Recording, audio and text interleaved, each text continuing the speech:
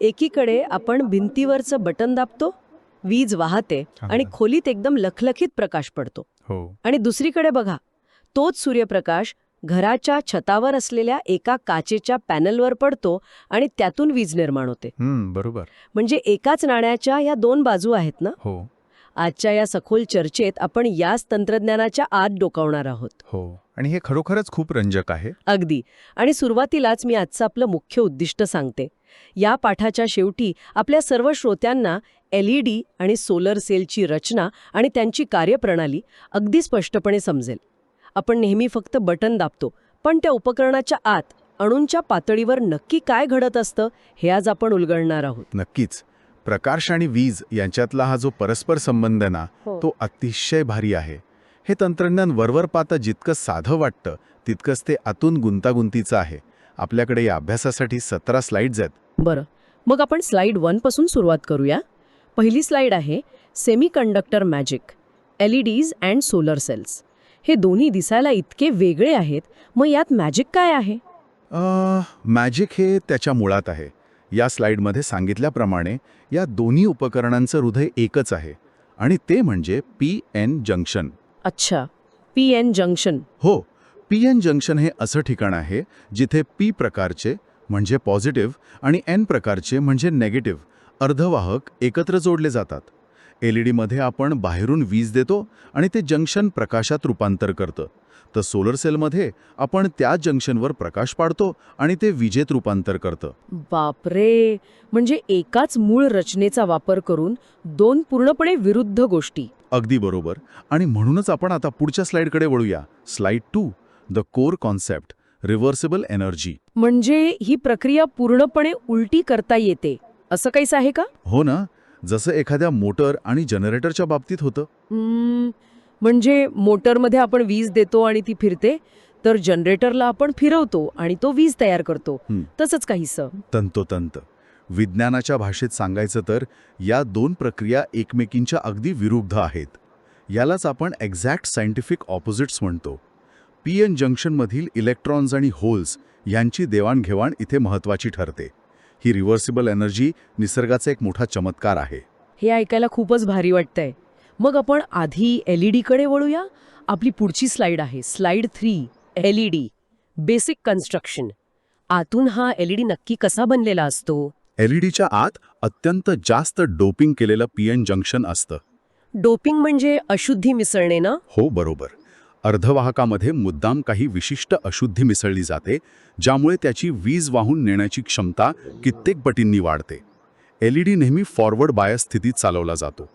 पण यात महत्त्वाची गोष्ट अशी की जास्त डोपिंग केल्यामुळे मधली जी डिप्लेशन लेअर असते ती अत्यंत पातळ बनते, साधारण 10⁻⁻7 मीटर इतकी. पण जास्त अशुद्धी मिसळली तर तो थर जाड व्हायला नको का? खूप चांगला प्रश्न आहे. पण कसं आहे बघा, जास्त डोपिंगचा अर्थ असा की आपण त्या छोट्याशा जागेत खूप सारे इलेक्ट्रॉन्स आणि होल्स कोंबून भरत आहोत. अच्छा. त्यामुळे जेव्हा हे दोन्ही प्रभार एकमेकांच्या संपर्कात येतात तेव्हा दाटीवाटीमुळे ते एकमेकांना खूप जवळून विरोध करतात आणि परिणामी तो मधला तटस्थ भाग आपोआपच आकुंचन पावतो. 10⁻⁻7 मीटर म्हणजे मानवी केसाच्या जाडीपेक्षाही खूप लहान जागा. बापरे, इतकी सूक्ष्म. आणि स्लाइडमध्ये वरच्या प्लास्टिकच्या कॅप्सूलचाही उल्लेख आहे. ती फक्त संरक्षणासाठी असते का? नाही. ती कॅप्सूल एका भिंगासारखं म्हणजे लेन्ससारखं काम करते. उत्सर्जित झालेला प्रकाश सर्व दिशांना विखुरण्याऐवजी ती त्याला पकडते आणि एका विशिष्ट दिशेत पसरवते. म्हणूनच LEDचा प्रकाश तेजस्वी दिसतो. रचना तर समजली. आता स्लाइड 4 पाहूया. How LEDs produce light. वीज दिल्यावर हा प्रकाश नक्की तयार कसा होतो? प्रकाश निर्मितीचे 3 मुख्य टप्पे आहेत. पहिल्या टप्प्यात म्हणजे फेज 1 मध्ये इलेक्ट्रॉन आणि होल्सची भेट होते. आपण वीज चालू केली की N प्रकारच्या इलेक्ट्रॉन्स P प्रकारकडे वेगाने जातात. आणि मग ते एकत्र येतात. हो. दुसऱ्या टप्प्यात त्यांचं पुनर्संयोजन होतं, ज्याला आपण रिकॉम्बिनेशन म्हणतो. आता इथे थोडं भौतिकशास्त्र येतं. इलेक्ट्रॉन्स हे कंडक्शन बँडमध्ये असतात आणि होल्स खालच्या व्हॅलेन्स बँडमध्ये. म्हणजे इलेक्ट्रॉनला वरून खाली उडी मारावी लागते. अगदी बरोबर. आणि यालाच एनर्जी ड्रॉप किंवा ऊर्जा घसरण म्हणतात. तिसरा टप्पा म्हणजे याच घसरणीतून प्रकाश उत्सर्जन होणं. इथे E = hv हे सूत्र लागू होतं. E = hv. हो. E म्हणजे ऊर्जा, H म्हणजे प्लँकचा स्थिरांक आणि V म्हणजे प्रकाशाची फ्रिक्वेन्सी. जेव्हा इलेक्ट्रॉन उडी मारतो तेव्हा तो आपली जास्तीची ऊर्जा फोटॉन्सच्या म्हणजे प्रकाशाच्या कणांच्या स्वरूपात बाहेर टाकतो. म्हणजे हे एखाद्या धबधब्यासारखं झालं. पाणी जितक्या उंचावरून खाली पडेल तितकी जास्त ऊर्जा बाहेर पडेल. पण मग हा धबधबा किती उंच असावा हे कसं ठरवतात? हाच आपला पुढचा मुद्दा आहे. स्लाइड 5 बघा. The role of band gap in colour. हा जो धबधब्याची उंचीचा भाग आहे ना, त्यालाच बँड गॅप म्हणतात. अच्छा, म्हणजे बँड गॅपवर रंग अवलंबून असतो. हो, साहित्याचा बँड गॅप जितका असेल तितकी मोठी उडी इलेक्ट्रॉनला मारावी लागते आणि ऊर्जा ही फ्रिक्वेन्सी ठरवते आणि फ्रिक्वेन्सी रंग ठरवते. समजा बँड गॅप 1.8 EV असेल तर लाल प्रकाश मिळतो. म्हणजे जर आपल्याला रंग बदलायचा असेल तर फक्त बँड गॅप बदलावा लागेल. समजा तो 2.8 EV केला तर जास्त ऊर्जेची उडी घेतली जाईल आणि त्यातून निळा किंवा अदृश्य असा अल्ट्राव्हायोलेट प्रकाश निर्माण होईल. तंत्रज्ञानांना कोणता रंग हवाय त्यानुसार ते बँड गॅप निवडतात. आता आपण स्लाइड 6 कडे वळूया. Choosing materials for LEDs. आपण ITIच्या वर्गात नेहमी सिलिकॉन आणि जर्मेनियम बद्दल ऐकतो. ते वापरतात का? नाही, ते वापरले जात नाहीत. कारण त्यांचा बँड गॅप फक्त 1.1 EV इतका कमी असतो. मग त्यातून प्रकाश नाही मिळत? मिळतो ना, पण त्यातून इन्फ्रारेड लाटा निर्माण होतात, ज्या आपल्या मानवी डोळ्यांना अजिबात दिसत नाहीत. रिमोट कंट्रोलमध्ये हेच वापरतात, पण घरासाठी आपल्याला वेगळं साहित्य लागतं. मग कोणतं साहित्य वापरतात? यासाठी प्रामुख्याने गॅलियम आर्सेनाइड फॉस्फाईड वापरतात. हे एक कंपाऊंड आहे. याच्यात आर्सेनाइड आणि फॉस्फाईडचं प्रमाण बदलून आपण रंग हवा तसा बदलू शकतो. भारीच आहे. म्हणूनच जुने बल्ब जाऊन LED आलेत. आता स्लाइड 7 पाहूया. Why LEDs are superior. सामान्य बल्बच्या तुलनेत हे श्रेष्ठ का आहेत? एक तर ते अत्यंत कमी ऊर्जा वापरतात आणि त्यांना चालू करण्यासाठी वॉर्मअप वेळ लागत नाही. ते अत्यंत वेगवान असतात आणि मोनोक्रोमॅटिक प्रकाश देतात. पण इथे स्लाइडवर सर्वात आकर्षक गोष्ट म्हणजे अतिजलद स्विचिंग किंवा डेटा कम्युनिकेशन लिहिली आहे. प्रकाश आणि इंटरनेटचा काय संबंध? हा खूप क्रांतिकारी मुद्दा आहे. LED एका सेकंदात लाखो वेळा चालू बंद होऊ शकतो आणि तेही न बिघडता. आपल्याला ते दिसतही नाही. अच्छा, म्हणजे 1 and 0? अगदी बरोबर. LED चालू म्हणजे 1 आणि बंद म्हणजे 0. याच वेगामुळे फायबर ऑप्टिक्समधून इंटरनेटचा डेटा प्रकाशाच्या वेगाने पाठवला जातो. बापरे, म्हणजे जो LED प्रकाश देतो तोच आपल्याला इंटरनेटही देतो. हे खरंच अवाक करणार आहे. आता आपण दुसऱ्या भागाकडे वळूया. Slide 8. Solar cell basic construction. याची रचना LEDच्या उलटी असते का? थोडी वेगळी असते. यात P प्रकारचा बेस खूप जाड असतो, सुमारे 300 मायक्रोमीटर. पण वरचा जो N प्रकारचा थर असतो तो अत्यंत पातळ ठेवतात, साधारण 0.3 मायक्रोमीटर. आणि सर्वात वर फिंगर इलेक्ट्रोड्स असतात. मला एक सांगा, N थर इतका पातळ का ठेवतात, जाड का नाही? कारण N थर एका खिडकीसारखं काम करतो. सूर्यप्रकाश थेट आतल्या PN जंक्शनपर्यंत पोचायला हवा ना. अच्छा, म्हणजे जाड ठेवला तर प्रकाश वरच अडकेल. हो, अगदी. म्हणून तो पातळ ठेवतात. आणि ते फिंगर इलेक्ट्रोड्सही बारीक असतात, जेणेकरून प्रकाशाला अडथळा येऊ नये. हे उपकरण कोणत्याही बॅटरीशिवाय स्वतः ऊर्जा बनवतं. आता स्लाइड 9 बघूया. Mechanism step 1. Photon absorption. खिडकीतून प्रकाश आत गेला, मग पुढे काय? तो अणूंना कसा धडकतो? सूर्यप्रकाशात फोटॉन्स नावाचे सूक्ष्म ऊर्जा कण असतात. हे फोटॉन्स त्या पातळ थरातून जाऊन आतल्या तटस्थ अणूवर धडकतात. म्हणजे एखाद्या बंदुकीच्या गोळीसारखं? हो, किंवा कॅरमच्या खेळात जसा स्ट्रायकर सोंगटीला मारतो तसं. फोटॉनची पूर्ण ऊर्जा त्या अणूमध्ये हस्तांतरित होते. आणि मग काय होतं? स्लाइड 10 मध्ये मेकॅनिझम स्टेप 2 आहे, चार्ज जनरेशन. ही ऊर्जा अणूतील इलेक्ट्रॉनला बंधनातून मुक्त करते. इलेक्ट्रॉन सटकला की तिथे एक रिकामी जागा म्हणजेच होल तयार होतं. अच्छा, म्हणजे एक इलेक्ट्रॉन आणि एक होल तयार झाला. होय, याला इलेक्ट्रॉन होल पेअर म्हणतात. पण जर इलेक्ट्रॉन निगेटिव्ह आहे आणि होल पॉझिटिव्ह आहे तर ते पुन्हा एकत्र काय येत नाहीत. तिथेच तर जादू आहे. फोटॉनची गतीज ऊर्जा आणि जंक्शनमधलं विद्युत क्षेत्र त्यांना वेगाने एकमेकांपासून दूर ढकलतात. हे अगदी वर्गातल्या 2 खोडकर मित्रांसारखं आहे. हा, म्हणजे कडक शिक्षक त्यांना लांबच ठेवतो. हो, अगदी तसंच. आणि मग स्लाइड 11 सुरू होते. Mechanism step 3. Charge collection. मग हे वेगळे झालेले इलेक्ट्रॉन्स कुठे जातात?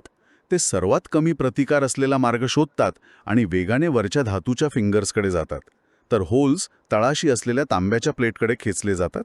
म्हणजे वरचा भाग निगेटिव्ह आणि खालचा पॉझिटिव्ह. हो, या विभाजनामुळे एक बॅटरीसारखं स्वरूप तयार होतं. आणि मग स्लाइड 12 एक्सटर्नल सर्किट ऑपरेशन.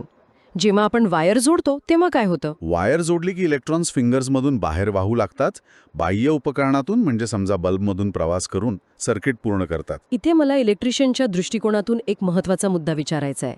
आपण नेहमी म्हणतो की विद्युत प्रवाहाची दिशा इलेक्ट्रॉनच्या विरुद्ध असते. हे जरा समजावून सांगाल? नक्कीच.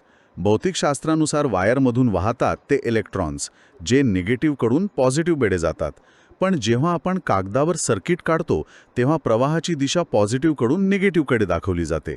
हा एक जुना संकेत आहे जो ITIच्या विद्यार्थ्यांनी कायम लक्षात ठेवायला हवा. बरोबर. आता स्लाइड 13 कडे वळूया. Voltage current characteristics. इथे ओपन सर्किट आणि शॉर्ट सर्किटबद्दल लिहिलंय. हो, ओपन सर्किट म्हणजे जेव्हा करंट 0 असतो पण व्होल्टेज कमाल असतं, आणि शॉर्ट सर्किट म्हणजे व्होल्टेज 0 आणि करंट कमाल. पण आपण या दोन्ही टोकांना सेल चालवू शकत नाही ना? नाही, आपल्याला अशी स्थिती हवी असते जिथे व्होल्टेज आणि करंट या दोघांचा गुणाकार सर्वाधिक असेल. तिथेच आपल्याला जास्तीत जास्त पॉवर मिळते. म्हणजेच फील्डवर काम करताना जो MPPT इन्व्हर्टर वापरतात तो यासाठी असतो. अगदी बरोबर. MPPT तोच कमाल बिंदू शोधून काढतो जेणेकरून जास्तीत जास्त वीज मिळेल. आता स्लाइड 14 पाहूया. Material selection, the band gap. इथे पुन्हा बँड गॅप आला. हो, इथेही बँड गॅप राजा आहे. सूर्याचे बहुतांश फोटॉन्स 1.5 EV ऊर्जेचे असतात. आणि जर आपण चुकीचं बँड गॅप असलेलं साहित्य वापरलं तर, समजा तो खूप जास्त असेल तर ते कुचकामी ठरेल. जर बँड गॅप जास्त असेल तर सूर्याचे फोटॉन्स इलेक्ट्रॉनला उडी मारायला भागच पाडू शकणार नाहीत. ते आरपार निघून जातील. म्हणून आपण सिलिकॉन वापरतो का? हो, कारण सिलिकॉनचा बँड गॅप साधारण 1.1 ते 1.5 EVच्या दरम्यान असतो, जो सूर्याच्या ऊर्जेशी अगदी उत्तम जुळतो. आता आपण स्लाइड 15 आणि 16 एकत्र पाहूया. Summary and applications. हे सोलर सेल अतिशय शांतपणे काम करतात आणि म्हणूनच सरकार याला पाठिंबा देते. होय, आणि याचे उपयोग फक्त घरावरच नाहीत तर अंतराळात फिरणारे उपग्रह, जिथे विजेच्या तारा पोचू शकत नाहीत अशा दुर्गम खेड्यांत वीज पुरवण्यासाठी होतात. पण एकटा सोलार सेल तर खूप कमी वीज देतो ना? हो, फक्त 0.5 व्होल्ट. म्हणूनच व्होल्टेज वाढवण्यासाठी ते सिरीजमध्ये आणि करंट वाढवण्यासाठी पॅरललमध्ये जोडतात. अशाने मोठे सोलार पॅनेल्स बनतात. आता शेवटची slide 17, synthesis, LED versus solar cell. यात आपण तुलना पाहतोय. LED विजेचं प्रकाशात रूपांतर करतो, सोलार सेल प्रकाशाचं विजेत. आणि मूळ यंत्रणेत LED मध्ये इलेक्ट्रॉन आणि होल एकत्र येतात, तर सोलार सेलमध्ये ते वेगळे होतात. अगदी. आणि साहित्याबाबत LEDसाठी गॅलियम आर्सेनाइड फॉस्फाईड वापरतात, तर सोलार सेलसाठी सिलिकॉन. हे खरंच थक्क करणारे आहे. एकच PN जंक्शन पण दोन किती वेगवेगळ्या प्रकारे काम करतंय. सुरुवातीला तुम्ही याला सेमीकंडक्टर मॅजिक म्हणालात, ते अगदी 100% खरं आहे. होय, PN जंक्शन, प्रकाशाची ऊर्जा आणि बँड गॅप या 3 सूत्रांवर हे सगळं विश्व उभं आहे. ही तसंच वाटतंय. पण जाता जाता एक विचार करायला लावणारा प्रश्न मी तुम्हाला विचारते. विचार करा, भविष्यात जर हे PN जंक्शन आपण साध्या रंगासारखं म्हणजे पेंटसारखं कोणत्याही पृष्ठभागावर लावू शकलो तर काय होईल? बापरे, म्हणजे सोलार पेंट. हो, घराच्या भिंती, गाडीचं छत किंवा रस्ते, जर या सगळ्याला हा पेंट लावला तर आपलं जगच एक मोठा पॉवर प्लॅन्ट बनेल का? यावर नक्की विचार करा. आजच्या या चर्चेत सहभागी झाल्याबद्दल खूप खूप धन्यवाद. एकीक